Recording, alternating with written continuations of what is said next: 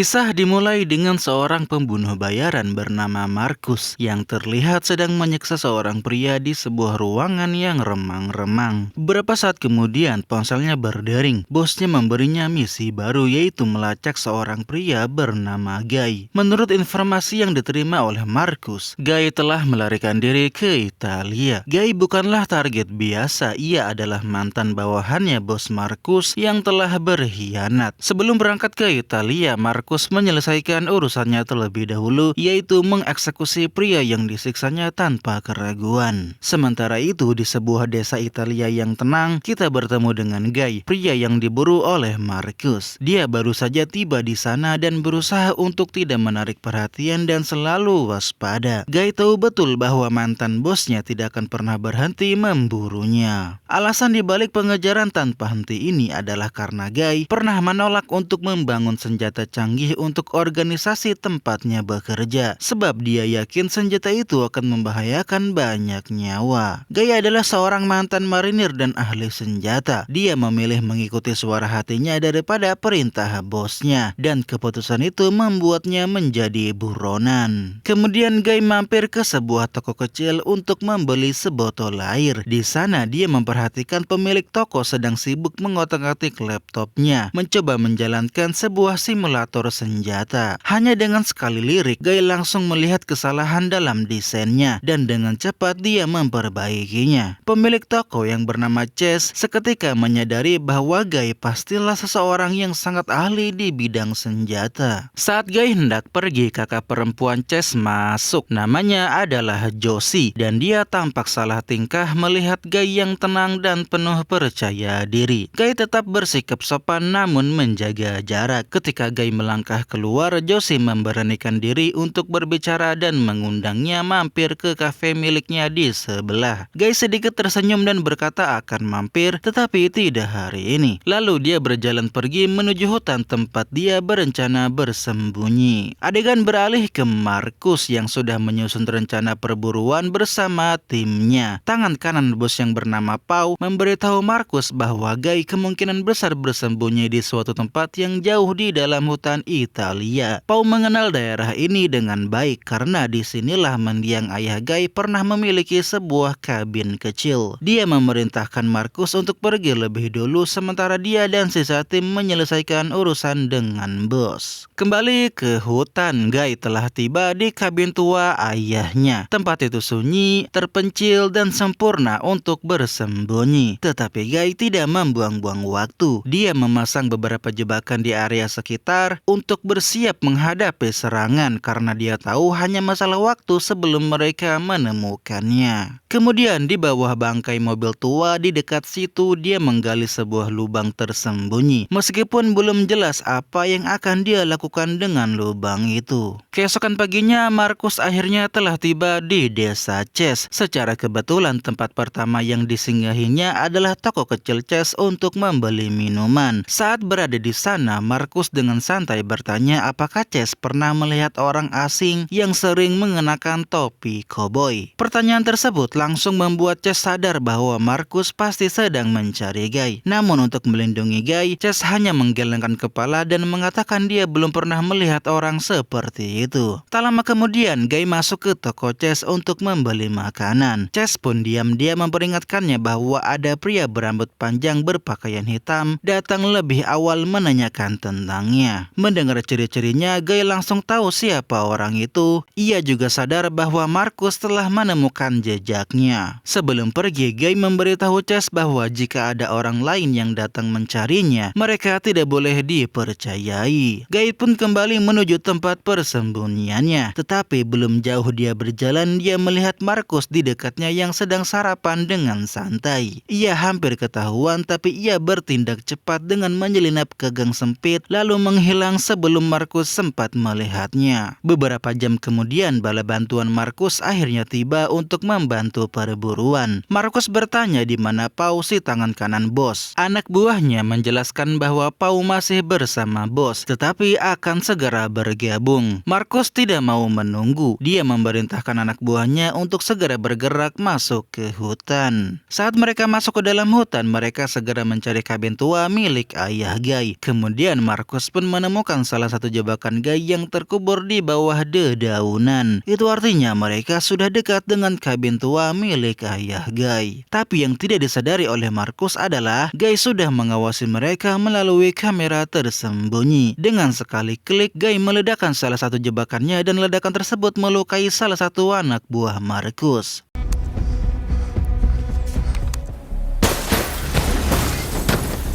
Markus pun kemudian menghabisi anak buahnya yang terluka karena ia menganggap dia hanya akan menjadi beban. Markus dan anak buahnya pun melanjutkan perjalanan menuju kabin. Tetapi Guy meluncurkan jebakan lain yang melepaskan asap tebal, membutakan pandangan mereka dan membuat mereka kacau balau.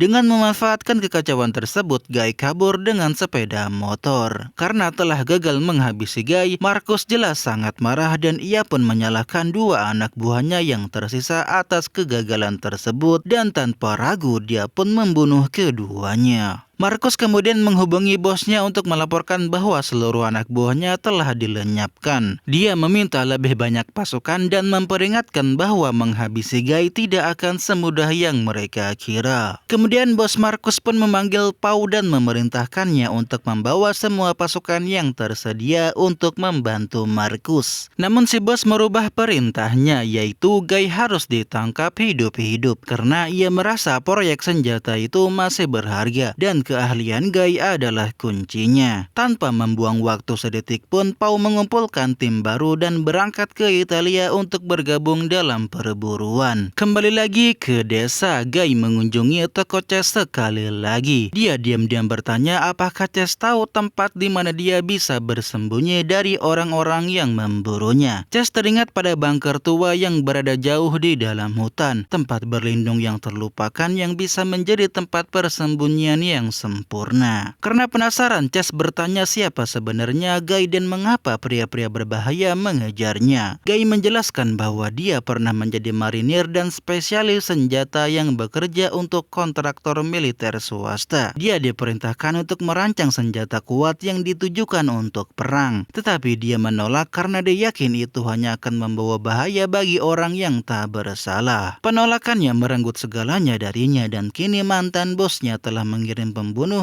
untuk memburunya. Setelah memahami situasinya, Chess memberitahu Guy di mana tepatnya bunker itu berada. Sebelum pergi, Guy mampir menemui Josie, kakaknya Chess. Dia meminta maaf karena tidak bisa menepati janjinya untuk mengunjungi kafe. Josie memaafkannya dengan senyum hangat dan meskipun ada momen singkat di antara mereka berpisah sebelum terjadi apa-apa. Singkat cerita, malam pun tiba. Adegan beralih ke Markus yang kedatangan Pau yang akhirnya tiba dari markas. Markus mempertanyakan mengapa Pau datang sendirian dan Pau menjelaskan bahwa sisa pasukan akan menyusul dalam waktu 1 jam. Pau juga menyampaikan perintah langsung dari bos mereka, yaitu Guy harus ditangkap hidup-hidup. Meski Markus tidak suka, tetapi mau tidak mau dia harus mengikuti perintah bosnya. Sementara itu, Guy duduk di samping api unggun di luar bunker sambil melamun. Kemudian Chess pun datang untuk menemui Guy, tapi Guy langsung menyuruhnya pulang dan mengatakan bahwa hutan itu tidak aman. Tetapi Chess menolak. Dia pun duduk dan bilang ingin bicara dengannya. Chess bercerita bahwa dia bermimpi menjadi seorang insinyur senjata seperti Guy, seseorang yang bisa membangun teknologi canggih untuk melindungi negaranya. Mendengar itu, Guy berjanji bahwa setelah semua ini berakhir, dia akan mengajarkan semua yang dia tahu. Ketika Chess bertanya apa rencana Guy selanjutnya, Guy menjawab bahwa dia hanya punya satu rencana, yaitu menghabisi semua orang yang memburunya. Menjelang larut malam, Guy akhirnya menyuruh Chess pulang dan Chess pun dengan berat hati pergi. Keesokan paginya, Markus, Pau, dan anak buahnya memasuki hutan untuk menemukan Guy. Tidak butuh waktu lama, Pau langsung menemukan sebuah kamera kecil tersembunyi di pohon yang merupakan bagian dari sistem pengawasan Guy. Tanpa ragu, Markus menembaknya jatuh. Mereka pun terus masuk lebih dalam ke hutan hingga akhirnya mencapai kabin tua tempat Guy pernah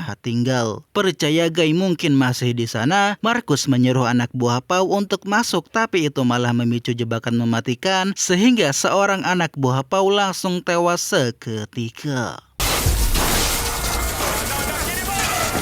Menyadari Guy tidak ada di kabin, Markus dan Pau pun memutuskan untuk mundur dan berkumpul kembali di desa. Sesampainya di desa, mereka berhenti di depan kafe milik Josie. Tepat pada saat itu, Chess kebetulan ada di luar kafe. Matanya terbelalak kaget melihat pria-pria bersenjata lengkap itu. Berpikir cepat, dia pun bergegas masuk ke kafe untuk bersembunyi. Pau memperhatikan tingkah aneh Chess dan mengikutinya ke dalam. Chess bersembunyi di balik kursi tepat saat Pau masuk. Sebelum Pau sempat menggeledah, Josie menyapanya dan menawarkan makanan untuk mengalihkan perhatiannya. Merasa frustasi dan tidak sabar, Pau pun menyerah dan akhirnya berjalan keluar. Setelah situasi aman, Chess pun keluar lalu Josie pun bertanya apa yang terjadi. Tetapi Chess menolak menjawab dan pergi untuk memperingatkan Guy tentang Pau dan pasukannya. Keesokan harinya, Markus, Pau dan anak buahnya kembali ke hutan. Mereka yakin Guy masih bersembunyi di suatu tempat. Saat itu Guy sedang tertidur di bunker bawah tanahnya, tidak menyadari bahaya yang mendekat. Namun tak lama kemudian alarm dari kamera pengawasnya membangunkannya, memberitahu bahwa Markus dan pasukannya telah tiba. Tidak lama setelah itu, salah satu anak buah Pau menemukan pintu masuk bunker. Namun perdebatan sengit pecah antara Markus dan Pau. Markus ingin segera menyerbu masuk karena yakin Guy ada di dalam. Namun Pau bersikeras untuk menunggu karena khawatir bunker tersebut mungkin penuh dengan jebakan. Saat mereka berdebat, Guy diam-diam menyelinap keluar melalui pintu keluar tersembunyi dan mencoba melarikan diri tanpa ketahuan. Namun para anak buah Pau melihatnya dan pengejaran pun dimulai. Guy menuntun mereka jauh ke dalam hutan dan memanfaatkan lingkungan di sekitarnya untuk keuntungannya. Satu persatu para prajurit menjadi korban jebakan yang dia pasang. Suara ledakan bergema di seluruh hutan.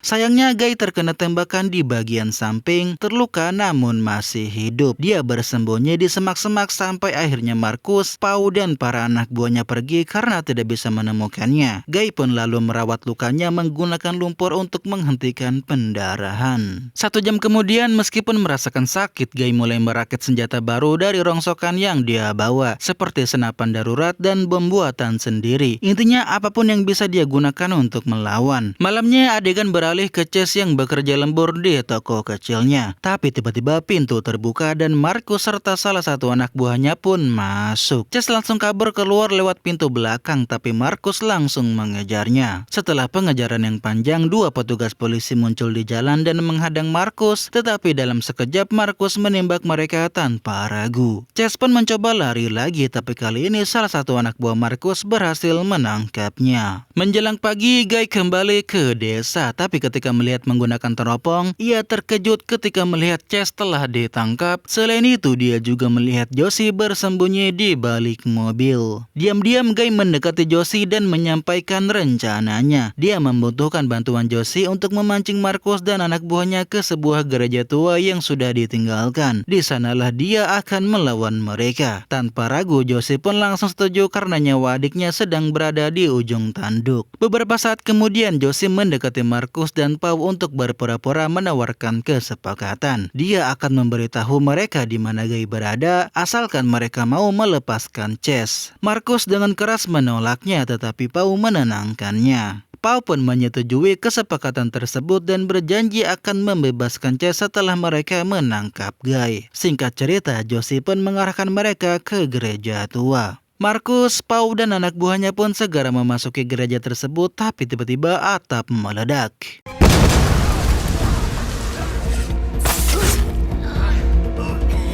Guy pun melepaskan asap kemudian menghabisi satu persatu anak buah Pau menggunakan senjata rakitannya. Setelah itu Guy pun menyergap Markus sehingga pertarungan brutal pun terjadi. Keduanya sama-sama jago, sama-sama brutal, tapi pada akhirnya Guy mengalahkan Markus. Kemudian Guy pun menggunakan salah satu bomnya untuk menghabisi Markus.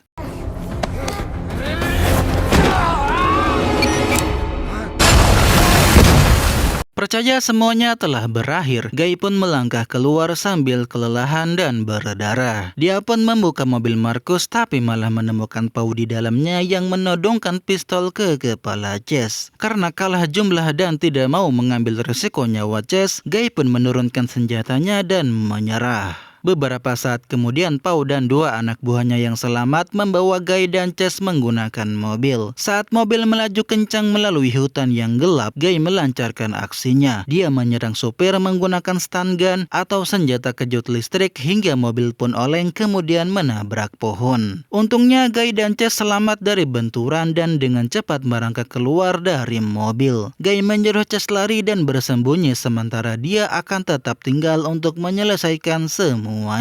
Guy memancing Pau dan anak buahnya yang terakhir menuju mobil tua terbengkalai yang di awal film sempat Guy otak-atik. Sesampainya di sana, Guy masuk ke dalam mobil lalu secara diam-diam menyiapkan sesuatu. Anak buah Pau melepaskan tembakan dan menghujani mobil dengan peluru. Tetapi Pau menghentikannya dan mengingatkannya bahwa mereka membutuhkan Guy hidup-hidup. Ketika si anak buah Pau tersebut menolak mendengarkan, Pau pun menembaknya hingga tewas. Kini Pau hanya sendirian. Ia pun mendekat ke mobil dan menggedor pintu dan meminta Guy untuk menyerah. Kemudian tiba-tiba mobil tersebut meledak dan membunuh Pau seketika. Beberapa bulan pun berlalu, kedamaian telah kembali. Kita kemudian diperlihatkan Chase yang sedang mengunjungi seseorang. Dan yang mengejutkan adalah ternyata orang itu adalah Guy yang masih hidup dan sehat. Karena penasaran, Chase bertanya bagaimana dia berhasil selamat dari ledakan mobil. Guy menjelaskan bahwa dia telah memodifikasi mobil tersebut dan ia telah membangun pintu tersembunyi di bawahnya. Sebelum meledakkan bom, dia menyelinap ke ruangan yang ada di bawah mobil. Oleh sebab itu, ia tidak terkena ledakannya. Sekarang Guy berkata dia akhirnya bebas. Tidak ada lagi yang memburunya karena seminggu yang lalu dia melacak dan membunuh mantan bosnya, mengakhiri segalanya untuk selamanya. Beberapa saat kemudian, Josie tiba dan tersenyum ketika bergabung dengan mereka. Dia dan Guy kini menjalin hubungan dan siap memulai hidup baru dan film pun selesai.